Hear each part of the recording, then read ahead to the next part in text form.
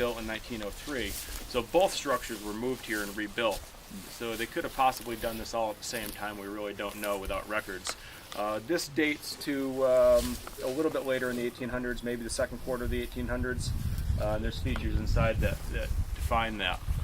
But here you can see that this sill plate here is pretty well rotted away.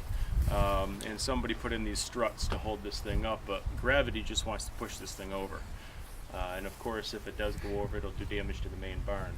And we don't want that to happen because the main barn's really in very nice shape upstairs.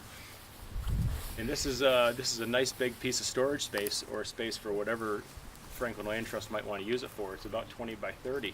So you have a good amount of space there, and to save it and be able to keep it intact, have it up there, it's a much more attractive space to be able to do things in than to take it down and then maybe not rebuild it and you lose the space, or to rebuild it with something else, maybe something modern that isn't going to have the same character, isn't going to be in line with what you're trying to do as far as preserving the land.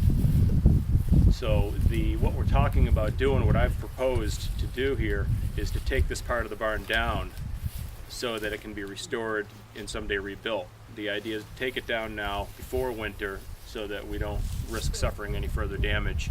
Everything gets documented. When we take these structures down, we document all the timbers, drawings get made, everything gets labeled, all the damage gets cataloged, and then it would get put in storage until money was raised to be able to do the restoration and rebuild it and put it right back where it was. And that way, we don't change the landscape, we're not changing the view that everyone around here has seen since 1903. And you know, not only, again, you're preserving your land, you're preserving one of the defining features of the land, which is this beautiful barn.